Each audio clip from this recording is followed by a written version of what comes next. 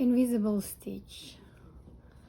We're using to clean some area to cover the holes or the hem. First I will do my knot. I'm folding my edge twice and I'm sewing my knot inside of the fold, and I will roll slightly 1/16 of my fold inside. It's let me to create my invisible stitch. First I'm going forward from right to left like 1/4 inch. I'm grabbing only couple threads on the face, and the same on the fold, and moving forward just a couple threads on the body, couple thread on the fold.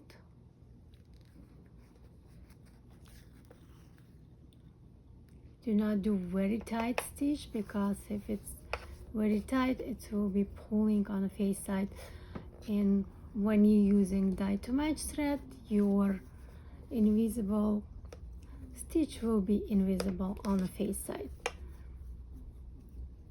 I'm just rolling 1/16 of my fold, again grabbing couple thread on the body,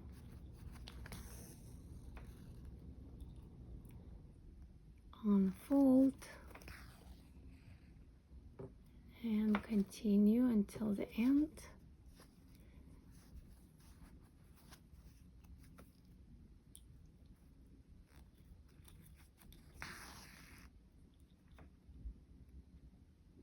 Do space like 1/8, 1/4 inch between each stitch. The smaller it's better, because your hem will be much stronger. If you're using very big stitches, it could break easily, especially when you're wearing pants or skirt. Try to do tight stitches.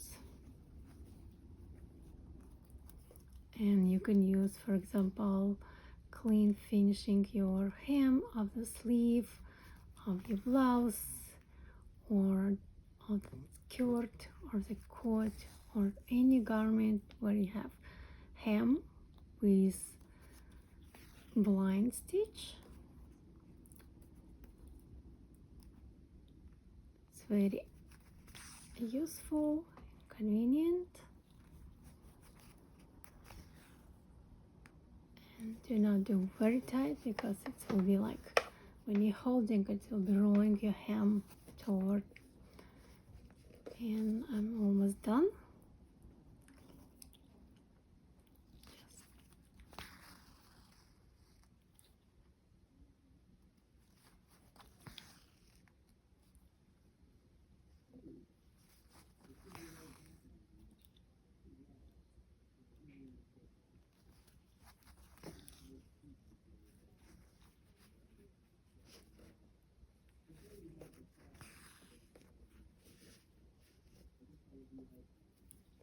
At the end, you just do a little knot or back stitch and hide your thread inside a fold.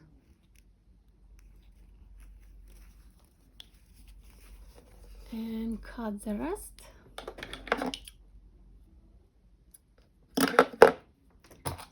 This is our invisible stitch. It's invisible, like on the face side you can see a little dot. As I said, when you're using dye to match thread, it will be invisible. This is our invisible stitch.